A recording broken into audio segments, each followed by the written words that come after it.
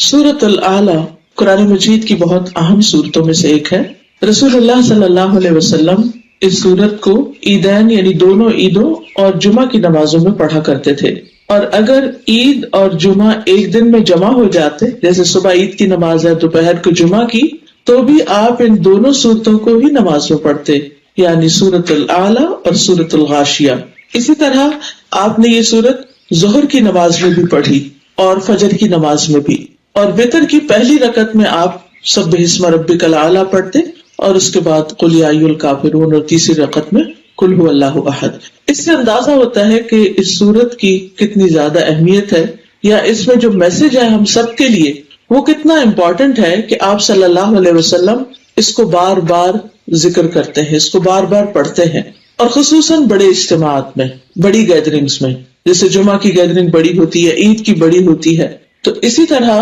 آپ صلی اللہ علیہ وسلم اس کے ساتھ سورۃ الغاشیہ جس میں آخرت کا بہت ذکر ہے اس کا ریمائنڈر دیا کرتے تھے۔ بار بار پڑھنے کا مطلب یہ ہے کہ انسان ان باتوں کو ہمیشہ یاد رکھے کہ انسان کی نیچر میں بھولنا، ایک چیز ایک وقت میں سوچتا ہے، پڑھتا ہے، جانتا ہے، سنتا ہے، اس کے دل پر اس کا اثر ہوتا ہے، پھر آہستہ آہستہ وہ کسی دوسری جگہ پر ہوتا ہے تو وہ پچھلی بات کا اثر ختم ہو جاتا ہے، چاہے وہ بات کتنی ہی زیادہ ہمارے دل کو لگی ہو، چاہے غم ہو، صدمہ ہو، دکھ ہو، کوئی ہرٹ ہو، تکلیف ہو یا خوشی ہو، ہر بات شروع میں بہت زیادہ انسان کو محسوس ہوتی ہے اور پھر آہستہ آہستہ انسان اس کو بھولنے لگتا ہے۔ اور اس میں بھی اللہ کی ایک رحمت ہے کہ اگر انسان ہر بات ہر وقت اس شدت کے ساتھ یاد رکھے تو جینا مشکل ہو جائے۔ تو اس کا پھر فائدہ کیا ہے کہ انسان بار بار ایسی صورتوں کو پڑھتا رہے، یاد کرتا رہے۔ تو آج کی مجلس بھی دراصل ایک یاد دہانی ہے میرے لیے، آپ سب کے لیے۔ اس میں سب سے پہلی بات جو کی گئی ہے وہ ہے سبح اسم ربک الاعلی، اپنے رب کے نام سے تسبیح کیجیے یا اپنے رب کے نام کی تسبیح کیجیے، وہ رب جو اعلیٰ ہے، سب سے بلند ہے، سب سے اونچا ہے۔ اللہ سبحانہ تعالیٰ اپنی ذات کے اعتبار سے بھی بلند ہے، اپنی صفات کے اعتبار سے بھی بلند ہے۔ ذات کے اعتبار سے اللہ سبحانہ تعالیٰ عرش پر ہے، یعنی تمام مخلوقات سے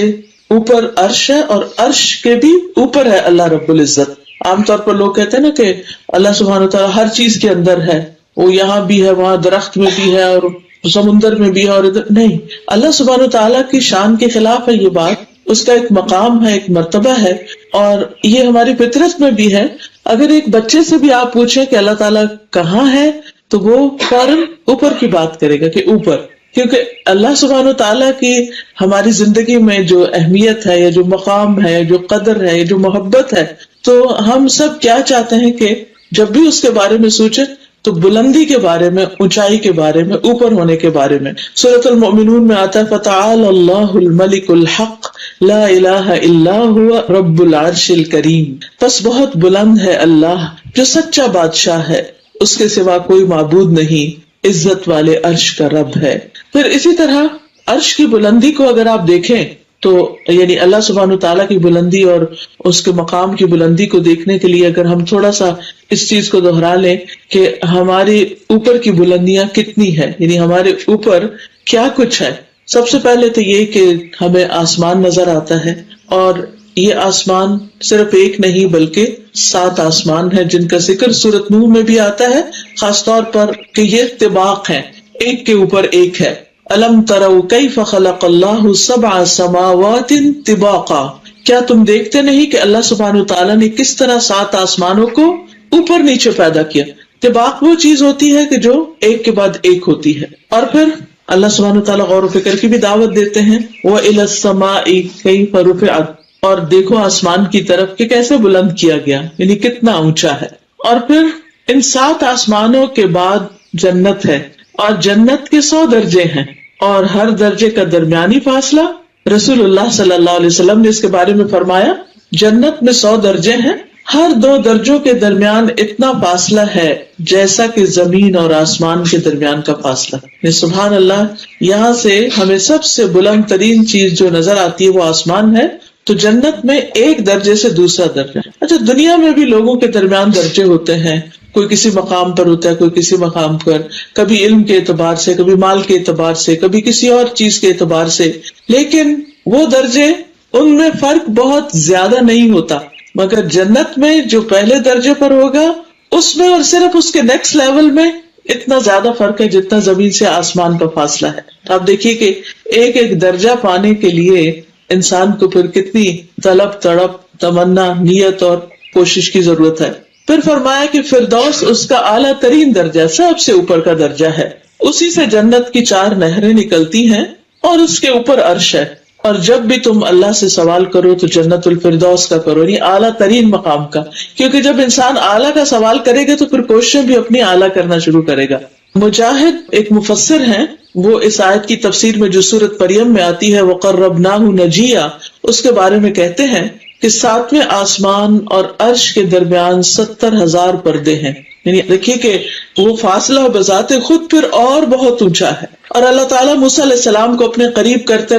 رہے یہاں تک کہ دونوں کے درمیان ایک پردہ رہ گیا. جب اس جگہ کو دیکھا جہاں لوح محفوظ پر لکھنے کے قلم کی آواز سنی تو کہا ربی ارنی انظر الیک، اے میرے رب مجھے دکھا کہ میں تجھے دیکھوں. تو اللہ تعالیٰ نے کیا فرمایا، قال لن ترانی، تم مجھے ہرگز نہیں دیکھ سکتے، کیونکہ حجابہ نور، اللہ سبحانہ تعالیٰ کا جو حجاب ہے وہ نور ہے، اور اگر وہ ہٹ جائے تو اس کے جو چہرے کی صرف ایک کرن، یا وہ کہنا چاہیے کہ وہ جو لائٹ ہے وہ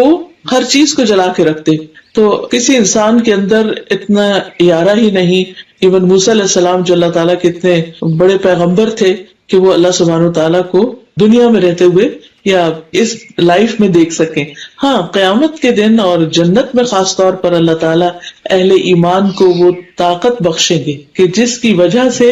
وہ اللہ تعالیٰ کو دیکھنے کے قابل ہو سکیں گے. اور جب اللہ تعالیٰ کو دیکھیں گے تو اس کے بعد جنت بھی ان کی نگاہوں میں بہت چھوٹی ہو جائے گی. یعنی سب سے بڑی یعنی کہ ہائر آف ڈیلائٹ جو ہے ایک انسان کے لیے کہ جس سے اس کی واقعی سیٹسفیکشن ہو سکتی ہے وہ صرف اللہ سبحانہ تعالیٰ کا دیدار ہے. اس سے کم کی جتنی بھی چیزیں ہیں ان کو انسان دیکھتا ہے، وقتی طور پر خوش ہوتا ہے، پھر تھوڑے دن کے بعد اس کی قدر انسان کی نگاہوں سے ہٹ جاتی ہے، پھر اس کے بعد کچھ اور دیکھتا ہے، لیکن یہ سیٹسفیکشن ہو ہی نہیں سکتی جب تک کہ ایک مومن اپنے رب کو نہ دیکھ لے. پھر یہ بھی ہمیں معلوم ہے کہ 7ویں آسمان پر بیت المعمور بھی ہے جس میں ہر روز 70,000 فرشتے طواف کرتے ہیں، اور جس نے ایک بار طواف کر لیا اس کی باری قیامت تک نہیں آئے گی. رسول اللہ صلی اللہ علیہ وسلم نے فرمایا، یہ صحیح بخاری کی روایت ہے کہ میرے لیے بیت المعمور کھول دیا گیا. اسے ہمیں تو بڑا شوق ہوتا ہے نا کہ کعبہ کے اندر کسی طرح جائیں، تو معراج پر نبی صلی اللہ علیہ وسلم کے لیے بیت المعمور کو